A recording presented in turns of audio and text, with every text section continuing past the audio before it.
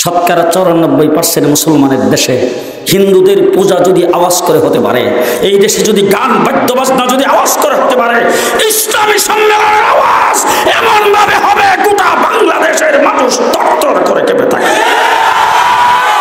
এটা মুসলমানের দেশ। দেশটা কার দেশ? কথা আসতে বলবেন, এক্ষুনি বন্ধ করে দেবেন। সবাই ডাইনি বামে তাকান, প্রত্যেকের সাইডের লোকটারে চিনেন। যদি কথা না বলে মনে করবেন যে হ্যাঁ অন্য দলের মানুষ।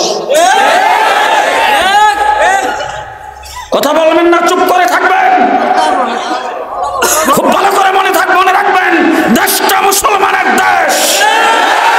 এই দেশ হিন্দু বৌদ্ধ খ্রিস্টান আর নাস্তিক মুরতাদদের দেশ নয়। দেশ হলো মুসলমানের দেশ। দেশের জন্য রক্ত আমরা দিয়েছি। কি বলেন? কওমি মাদ্রাসার ছাত্ররা, দেওবন্দি উলামায়ে কেরাম ভালো করে শুনেন, এই দেশের জন্য রক্ত আমরা দিয়েছি। পাকিস্তানিদের বিরুদ্ধে যুদ্ধ আমরা করেছি, কিন্তু সেই যুদ্ধ ছিল 9 মাস। আর আলেম উলামায়ে কেরাম ব্রিটিশের বিরুদ্ধে রক্তক্ষয়ী যুদ্ধ করেছেন 250 বছর। আমরা 250 বছর এই দেশের জন্য রক্ত দিয়েছি। দেশ মুসলমানের দেশ। এই দেশে বলে ওয়াজ মাহফিল সম্পর্কে বলবা যে মাইক বাইরে দেওয়া যাবে না। কোন জায়গায় বসবাস করো? কোন দেশে বসবাস করো? আমরা বন্যার পানিতে এই দেশে বেশি আসিনি। আমরা এদেশে মামার বাড়ির বাদাইমা নই, আমরা শ্বশুর বাড়ির গজ্জামাই নই, আমরা এদেশেরই সন্তান। ঠিক কিনা বলে? এদেশের চাউলের ভাত খাই আমরা বড় হয়েছি। ঠিক কিনা? ঠিক কিনা?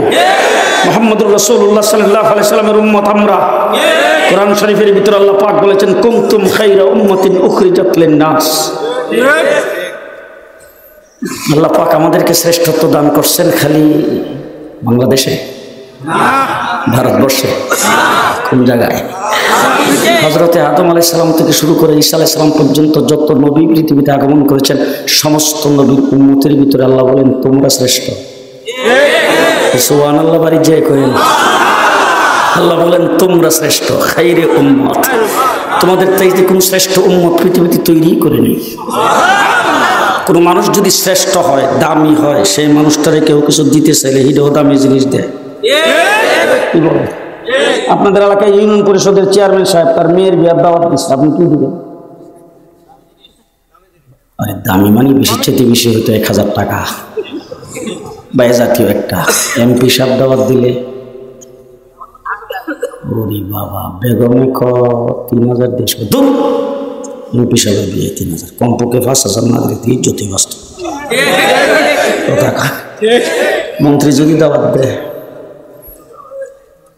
মন্ত্রী দাওয়াত দিলে তো এমপির সঙ্গে পরামর্শ করবে কি দিলে সম্মান বাড়ে। প্রধানমন্ত্রী দাওয়াত দিলে তো স্বর্ণের নৌকা ছাড়া উপায় নেই। ঠিক না? ঠিক।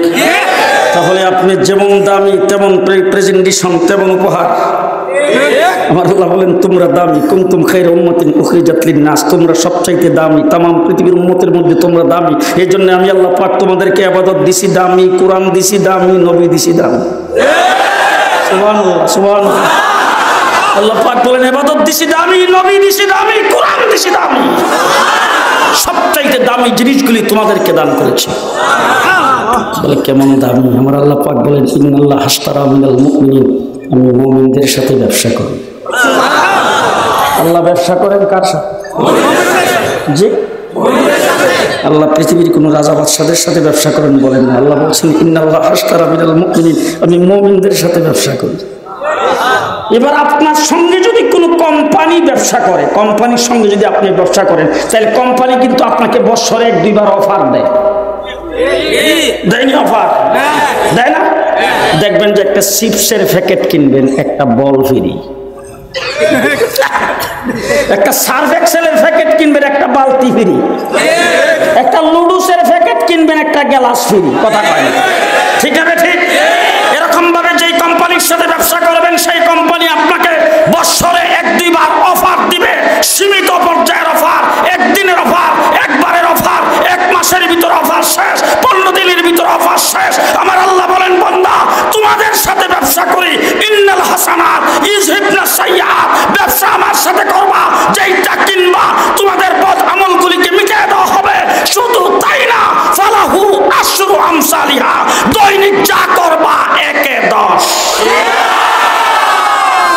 কত? এটা বোধ চৈত মাসে না বৈশাখ মাসেও? কথা কয় না। জুলাই মাসে না জুন মাসেও? কি কোন মাসে? জি লাগাতার লাগাতার তুমি যতদিন দুনিয়াতে বেঁচে থাকবা আমার ইবাদত আমার কাছ থেকে কিনবা একটা দিমো 10টা। সারাদিনে নামাজ পড়বা 5 ওয়াক্ত, সওয়াবের বেলা গণ্যা 50। যারা ভিআইপি কার রয়েছে এরা সুবহানাল্লাহ কয় না? সারাদিনে নামাজ পড়বা 5 ওয়াক্ত, সওয়াবের বেলা 1-এ 10 যা করবা। কোরআন শরীফ পড়বা একটা অক্ষর 10টা অক্ষরের সওয়াব। জি এই সওয়াবটা মনে হয় এই হুজুরে পড়লে হবে, আপনারা বললে হবে না। কোথাও এই হুজুরে যদি পড়ে তাইলে 10টা, একটা অক্ষরে 10টা নেই। যে সবাই বলবে কেমনে বুঝলেন? সবাই বলবে আমাদের মৌলানা সাদ সাহেব কোরআন শরীফ না বুঝে পড়লে লাভ নেই। তাহলে এই হুজুরে বুঝে এই জন্য পড়লে 10টা নেক, আর যারা না বুঝে হেরা লাগে নেক নাই। এটা সাদের ফতোয়া। ওরে এনে বোধ হয় সাদ কমতি আছে কথা বলে। জি কথা বলেন না কেন? কথা বলছেন না কেন? মুসলমান বাংলাদেশের জনগণকে কোরআন থেকে ফিরাইবার জন্য বাংলাদেশের মানুষকে, শুধু বাংলাদেশের মানুষ নয় পৃথিবীর মানুষকে কোরআন থেকে ফিরাইবার জন্য ইহুদি খ্রিস্টান নাস্তিক মুরতাদ হিন্দু বৌদ্ধ আজীবন চেষ্টা করে আসছেন। সর্বশেষ মুসলমানের